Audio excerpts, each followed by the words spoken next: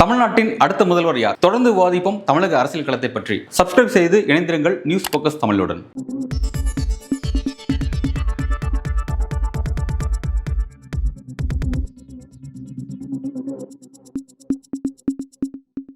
நேயர்களுக்கு வணக்கம்.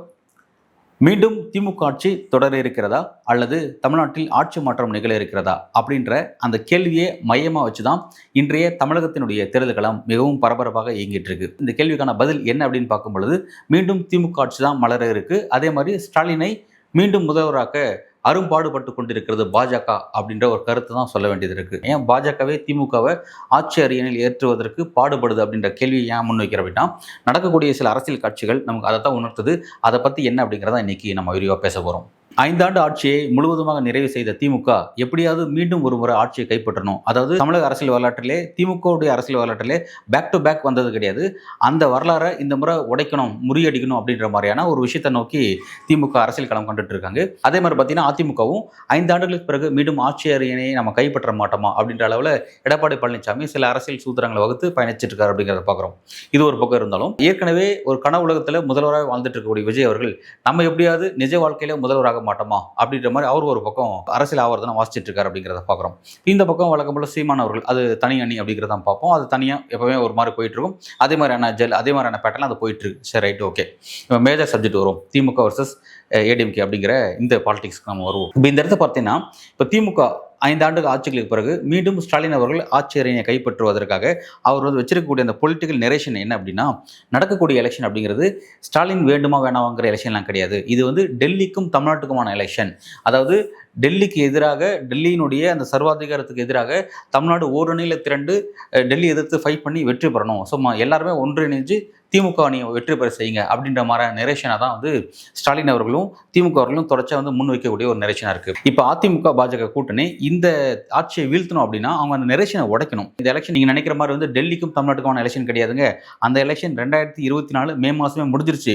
இது பார்த்தீங்கன்னா 2026 ஏப்ரல் மாதம் நடக்கக்கூடிய எலெக்ஷன். இது யாருக்குமான எலெக்ஷன் அப்படின்னா, ஸ்டாலின் வேண்டுமா வேணாம் அப்படிங்கிற எலெக்ஷன், ஸ்டாலினா எடப்பாடி பழனிசாமியா அப்படிங்கிற மாதிரியான எலெக்ஷன் அப்படிங்கிறதா நரேஷன். இந்த நரேஷனா செட் பண்ணணும். இதை செட் பண்ணாம பாஜக என்ன பண்றாங்க அப்படின்னு பார்த்தீங்கன்னா, 2021 அதாவது அன்றைக்கு 10 ஆண்டு கால அதிமுக ஆட்சியை வீழ்த்துவதற்காக ஸ்டாலின் அவர்கள் என்ன செஞ்சாருன்னா, திமுக என்ன செஞ்சாங்க அப்படின்னா, 10 ஆண்டு காலத்துல தமிழ்நாட்டோட நிதி நிலைமை எந்த அளவுக்கு மோசமா இருக்கு அப்படின்னு சொல்லிட்டு ஒரு வெள்ளை அறிக்கை வெளியிட்டாங்க. தேர்தலுக்கு முன்னாடி வெளியிட்டு நாங்கள் ஆட்சிக்கு வந்ததுக்கு அப்புறம் ரியலான வெள்ளை அறிக்கை வெளியிடுவோம் அப்படின்லாம் சொன்னாங்க. அந்த அளவுக்கு நிதி சுமை எடப்பாடி பழனிசாமியும் அதுக்கு முன்னாடி இருந்த ஜெயலலிதா அவர்களும் ஏற்படுத்தியிருக்காங்க.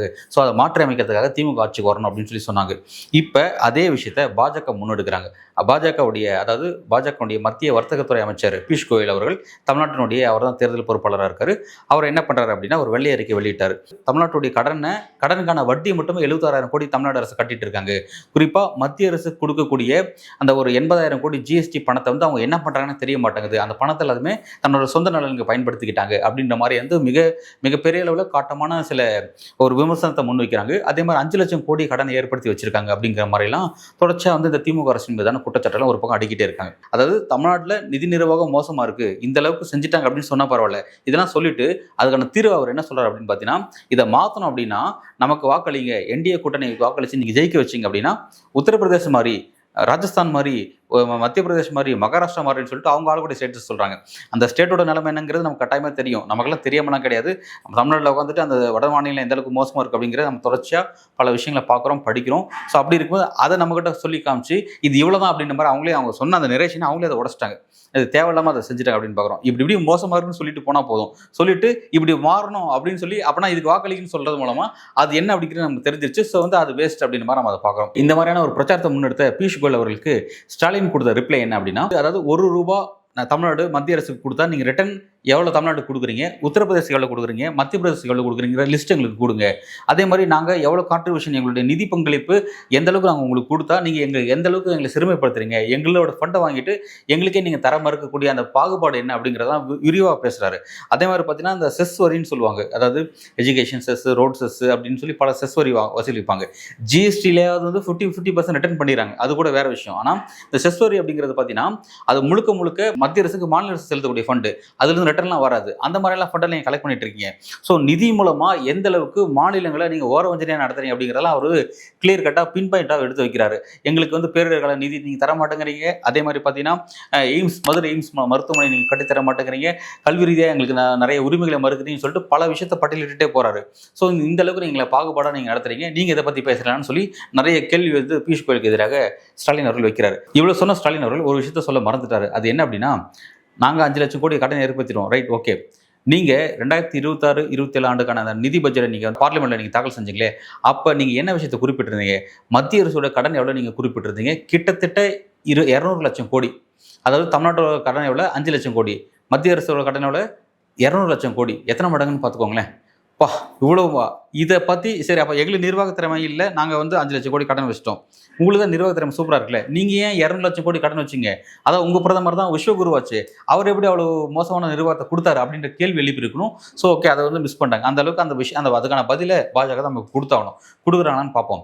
ஸோ இது ஒரு பக்கம், ஸ்டாலின் வெர்சஸ் பியூஷ் கோயல். ஓகே, இப்போ அடுத்ததான் வந்து என்னன்னா, இப்போ இடையிலேருந்து இந்த பிரச்சாரம் போயிட்டே இருக்கும் பொழுது மத்திய பாஜக அரசு ஒன்று செஞ்சிருக்காங்க. என்னன்னா, சிபிஎஸ்சியில் நியூ எஜுகேஷன் பாலிசியை வந்து இம்ப்ளிமெண்ட் பண்ணியிருக்காங்க. அது இம்ப்ளிமெண்ட் பண்ணி என்ன பண்ணியிருக்காங்கன்னா, மும்மொழி கொள்கை வந்து சிபிஎஸ்சி பாடத்திட்டத்தில் திணிச்சிருக்காங்க அப்படின்னு தான் சொல்லுவாங்க. அதை நடைமுறைப்படுத்திருக்காங்கன்னு சொல்லலாம். இப்போ வந்து ஸ்டாலின் அவர்கள் அது ஒரு கவுண்டர் அட்டாக் கொடுக்குறாரு. என்ன சொல்றாரு அப்படின்னா, நீங்க கொண்டு வந்திருக்கக்கூடிய இந்த மும்மொழி கொள்கை அப்படிங்கிறது ரொம்ப ஒரு மோசமான செயல்பாடு. அதாவது மாணவருடைய கல்வியை கற்கக்கூடிய உரிமையில நீங்க தலையிடக்கூடிய ஒரு மோசமான செயல்பாடு. ஒரு மாணவன் எந்த மொழியை படிக்கணுங்கிறது அது அவனுடைய விருப்பத்துக்கு உட்பட்டது. அதில் எப்படி நீங்க வந்து ஒரு பாலிசியை வகுக்க முடியும் அப்படின்ற அளவில் வந்து ஒரு கொஸ்டின் ரைஸ் பண்றாரு. ஸோ இதன் மூலமா என்ன பண்றீங்க அப்படின்னா, ஒட்டுமொத்தமாக இந்தியா முழுவதும் சிபிஎஸ்சி பாடத்திட்டத்தில் வந்து நீங்க ஹிந்தியை கட்டாயப்படுத்திருக்கீங்க அப்படின்ற ஒரு விஷயத்தை வந்து பின் பாயிண்ட் பண்ணி அவர் அதோட பேக்ரவுண்ட் பாலிட்டிக்ஸ் எல்லாத்தையும் விமர்சிச்சு ஒரு கட்டுரை எழுதுறாரு, ஒரு பதில் கொடுக்குறாரு. உடனே இதுக்கு கவுண்டர் அட்டாக் என்ன பண்றாருன்னா, மத்திய கல்வி அமைச்சர் தர்மேந்திர பிரதான் வந்திருக்காரு. அவர் என்ன பண்றாரு அப்படின்னா, தேவையில்லாம திமுக அரசு, குறிப்பாக ஸ்டாலின் அவர்கள் இந்த மும்மொழி விஷயத்துல தலையிடுறாங்க.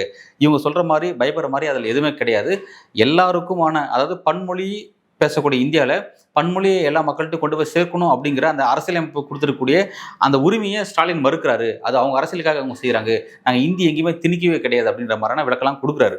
இவர் யாருன்னு நமக்கு தெரியும். இதை ஸ்டாலின் அவர்கள் குறிப்பிட்டு என்ன சொன்னார்னா, தமிழர்களுக்கு நாகரிகம் இல்லைன்னு சொல்லிட்டு அப்புறம் மன்னிப்பு கேட்டாரே அவர் தான் அப்படின்னு சொல்லி அதையும் பின் பாயிண்ட் பண்ணி சொல்றாரு. சார் ஓகே, இப்போ மொழி சார்ந்த கான்ட்ரவர்சி இப்போ பெரிய அளவில் பிரச்சனை ஆயிடுச்சு. தர்மேந்திர பிரதான் வந்து சிபிஎஸ்சி பாடத்திட்டத்தில் நாங்கள் ஏன் வந்து இந்த புதிய கல்விக் கொள்கை கொண்டு வந்தோம் அப்படிங்கிற விளக்கத்தை ஒன்று கொடுக்குறாரு. ஸ்டாலின் அவர்கள் அதை எதிர்க்கிறாரு. இந்த பாலிடிக்ஸ் இப்போ வந்து ஃப்ரண்ட்ல வந்து நின்று இருக்கு. இப்போ என்னன்னா, ஸ்டாலின் அவர்கள் வெளிப்படையாக சொல்லிட்டார், ஓகே நீங்கள் என்ன எந்த அளவுக்கு நீங்கள் விமர்சிக்கிறீங்களா, சரி ஓகே அப்படின்னு சொல்லிட்டு, உங்களுக்கு தைரியம் இருந்தா பிரதமர் மோடியும் உள்துறை அமைச்சர் அமித்ஷாவும் தமிழ்நாட்டுக்கு பிரச்சாரம் செய்ய வர இருக்கீங்க, நீங்கள் வாங்க. உங்களுக்கு தைரியம் இருந்தால் நான் உங்களுக்கு சவால் விடுறேன், தமிழ்நாட்டில் மும்மொழி கல்வியை நாங்கள் வந்து அமல்படுத்துவோம், திணிப்போம், அப்படி இந்தி நாங்கள் கட்டாயமாக்கும் அப்படின்னு நீங்கள் சொல்லி வாக்கு கேட்டு பாருங்க அப்படின்னு சொல்லி ஒரு சேலஞ்ச், ஓப்பன் சேலஞ்ச் வைக்கிறார். இந்த ஒரு சேலஞ்சு போதாதா? இந்த ஒரு சேலஞ்ச் வச்சா ஒட்டுமொத்த பாஜகவுமே இதில் எப்படி ஸ்கோர் பண்ண முடியும்?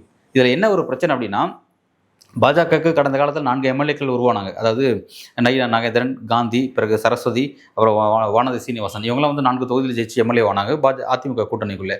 அவங்க எங்கேயுமே தங்களுடைய தொகுதிக்குள்ளே பிரச்சாரத்துக்கு போகும்பொழுது பிரதமர் மோடியை முன்னிலைப்படுத்தி கொண்டு போகவே இல்லை. பிரதமர் மோடியோட ஃபோட்டோ கிழிச்சு எடுத்துட்டு தான் வந்து பிரச்சாரமே செஞ்சாங்க. ஏன்னா மோடி ஃபேஸை கொண்டு போனால் தமிழ்நாட்டில் மக்கள் வாக்களிக்க மாட்டாங்க அப்படின்ற அந்த கிரவுண்ட் ரியாலிட்டி அவங்களுக்கு தெரியும். அப்படிப்பட்டவங்க இந்த அண்ணாமலை இடையில வந்து இந்த மும்மொழி கொள்கை சம்பந்தமா நான் இந்திக்கு ஆதரவா, நான் வந்து மும்மொழி கொள்கைக்கு ஆதரவா நான் கையெழுத்து இயக்கம் நடத்துறேன்னு சொன்னார். அந்த கையெழுத்து இயக்கத்தில் வானதி சீனிவாசன் கலந்துக்கல, அதே மாதிரி வந்து நயினா நாகேந்திரன் அவர்கள் கலந்துக்கல, வேற யாருமே கலந்துக்கல. வெறும் அண்ணாமலை மட்டும் தான் அதை செஞ்சாரு. அதுவும் வந்து ஒன்றும் இல்லாமல் கடைசியில் ஒரு குப்பைக்கு போயிடுச்சு அப்படின்னு நம்ம பார்த்தோம். ஸோ அப்படி இருக்கும் பொழுது இந்த மும்மொழி கொள்கை விஷயத்த இதெல்லாம் அவங்க பேசலாம். ஆனால் கிரவுண்ட்ல எந்த எம்எல்ஏக்களும், அதாவது தமிழ்நாட்டுடைய பொலிட்டிக்கல் பல்ஸ் தெரிஞ்ச எம்எல்ஏக்கள், நயினா நாகேந்திரனோ இல்லை வானதி சீனிவாசன் அவர்களோ இல்லை வந்து மற்ற நபர்கள்லாம் இருப்பாங்க, தமிழ்நாட்டோட கிரவுண்ட் ரியாலிட்டியை தெரிஞ்சவங்க, அவங்களாம் இது பிரச்சாரமாக கொண்டு போக மாட்டாங்க. கொண்டு போனாங்கன்னா மக்கள்கிட்ட அடி விழுன்னு அவங்களுக்கே தெரியும். ஸோ வந்து அதை கட்டாயமாக முன்னெடுத்து செல்ல மாட்டாங்க. அதனால தான் ஸ்டாலின் அவர்கள் பாஜகவுடைய குடிமையை பிடிச்ச மாதிரி நல்லா உலுக்கி ஆட்டுற மாதிரி, தைரியம் இருந்தால் உங்களுக்கு சவால் வரும், இந்த செஞ்சு காட்டுங்க அப்படின்ற ஒரு விஷயத்த பிரதமர் மோடிக்கும் அமித்ஷா அவர்களுக்கும் வெளிப்படையாக வச்சிருக்காரு. நிச்சயமாக இந்த சவாலை அவங்க எடுத்துகிட்டு செய்ய மாட்டாங்க. செஞ்சாங்கன்னா அவங்களுக்கு போராட்டம் இல்லாமல் அடி விழும் அப்படிங்கிறது நல்லாவே தெரியும். ஓகே, அதை வெயிட் பண்ணி பார்ப்போம்.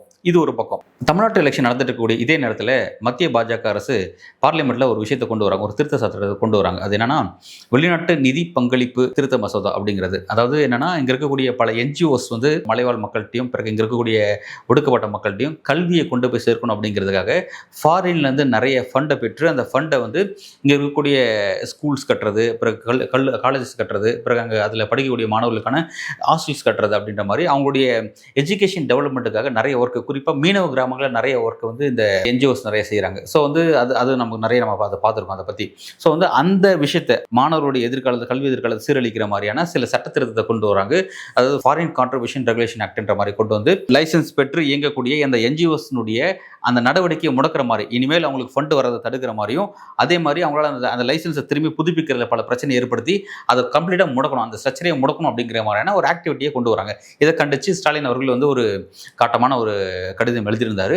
அதே மாதிரி அதை எழுப்பிட்டு என்ன சொல்கிறேன்னா, இந்த விஷயத்தில் எடப்பாடி பழனிசாமி நிலைப்பாடு என்ன, பிரதான அதிமுக நிலைப்பாடு என்னன்னு ஒரு கேள்வி எழுப்புறாரு. நீங்கள் பாஜக கூட்டணியில் இருக்கீங்களே, இஸ்லாமியர்களுக்கு, அதாவது இஸ்லாமியர்களுக்கும் கிறிஸ்தவர்களுக்கும் பாதுகாப்பு, மத சிறுபான்மையில பாதுகாக்க நீங்கள் சொல்கிறீங்களே, இந்த விஷயத்தில் உங்களோட பதில் என்ன அப்படின்ற மாதிரியான காட்டமான ஒரு கேள்வியை எடப்பாடி பழனிசாமி நோக்கி எழுப்புறாரு. பட் அவர்கிட்ட பெரிய அளவில் பதில் இல்லை, சைலண்டாக தான் இருக்காரு நம்ம பார்க்குறோம். ஸோ இப்போ என்ன பார்க்க வேண்டியதுக்குன்னா, ஸ்டாலினா இபிஎஸ்ஆ அப்படின்னு போயிட்டு இருக்க எலெக்ஷன் என்ன பண்ணுறாரு, ஸ்டாலின் அவர்கள் அழகாக பிளான் பண்ணி டெல்லிக்கும் தமிழ்நாட்டுக்குமான எலெக்ஷன்ஸ் சொல்லிட்டு இருக்காரு. ஸோ சொல்லும் பொழுது பாஜக உள்ள வந்து இது வந்து டெல்லிக்கும் தமிழ்நாட்டுக்குமான எலெக்ஷன் கிடையாது, எடப்பாடி பழனிசாமிக்கும் ஸ்டாலினுக்குமான எலெக்ஷன் அப்படின்ற மாதிரி நெரேஷனை செட் பண்ணுறதுக்கு பதிலாக தேவையில்லாமல் இவங்க கொண்டு வந்து மும்மொழி கொள்கையை திணிக்கிறது, அதே மாதிரி வந்து இந்த ஃபாரின் ரெகுலேஷன் ஆக்ட் கொண்டு வரதா இருக்கட்டும், அதே மாதிரி பார்த்தீங்கன்னா நிதி சார்ந்த விஷயத்தில் தமிழ்நாடு எந்த அளவுக்கு மோசமாக இருக்குன்னு சொல்லி ஒரு விமர்சனத்தை முன் வச்சு மத்திய அரசுக்கும் மாநில அரசுக்கும் இடையில் இருக்கிற அந்த பகையை வந்து வெளியில் கொண்டு வர விஷயமா இருக்கட்டும், இதெல்லாம் கொண்டு வந்து இந்த காட்சிகள்லாம் பார்த்தா இது மறுபடியும் மீண்டும் பார்த்தீங்கன்னா 2024 மக்களவைத் தேர்தலுக்கான தோட்டத்தை ஏற்படுத்துகிற மாதிரியான ஒரு விஷயத்தை பாஜக அரசு வலிந்து கொண்டு போகிறாங்க அப்படின்னு நம்ம பார்க்குறோம். இந்த பார்க்க காட்சி எப்படி இருக்குன்னா, டிஎம்கே வெர்சஸ் பிஜேபி அப்படின்னு தான் இருக்கும், தவிர எங்கேயுமே பிரதான எதிர்க்கட்சியாக நம்ம அதிமுக பார்க்கவே மாட்டோம். எடப்பாடி பழனிசாமி ரோல் இங்கே இல்லை. ஸ்க்ரீன்லேருந்து அவர் ஓரம் தள்ளிட்டு Stalin versus Dharmendra Pradhan, Stalin versus Piyush Goyal, Stalin versus Modi, Amit Shah இப்படின்ற மாதிரியான காலம் வந்து நிற்க போகுது. இப்படி நிற்கும் பொழுது மீண்டும் திமுக தான் ஆட்சிக்கு வரப்போகுது. ஏன்னா பாஜக பிரதானமாக வச்சு தான் இந்த கூட்டணி திரும்ப 2019 மக்களவைத் தேர்தலில் மிகப்பெரிய வெற்றி, 2021 சட்டமன்ற தேர்தலில் பெரிய வெற்றி, அதே மாதிரி 2024 ஸ்வீப் பண்ணுறாங்க, 40 கைப்பற்றாங்க. அந்த அளவுக்கு ஒரு வெற்றி. இது அவ்வளவு முழுக்க காரணம் பாஜக எதிர்ப்பு, மோடி எதிர்ப்பு அப்படிங்கிறது தான் முக்கிய காரணம். ஸோ இப்போ இந்த எலெக்ஷன்லையுமே அதை பிரதானப்படுத்துகிற மாதிரியான விஷயங்கள் அமைஞ்சது அப்படின்னா சொல்லவே தேவையில்ல. இந்த எலெக்ஷன் அப்படிங்கிறது மதச்சார்பற்ற முற்போக்கு கூட்டணியோட வெற்றி அப்படிங்கிறது ரொம்ப எளிதாயிடும். அந்த ஒரு வாய்ப்பை பாஜக திரும்ப ஏற்படுத்தி கொடுக்குறாங்க அப்படிங்கிறத நம்ம பேச வேண்டியதாக இருக்குது. இந்த களத்தை ஸ்டாலின் விசஸ் இபிஎஸ் மாத்திர அந்த விஷயத்தை அவங்க செய்ய தவறும் பட்சத்தில் மீண்டும் வெற்றி திமுக தான். ஸ்டாலின் அவர்கள் மீண்டும் முதல்வராகக்கூடிய அந்த வேலையை ஸ்டாலின் கஷ்டப்படாமலே பாஜக ரொம்ப எளிமையாக்குதோ அப்படின்னு நம்ம பேச வேண்டியதாக இருக்குது.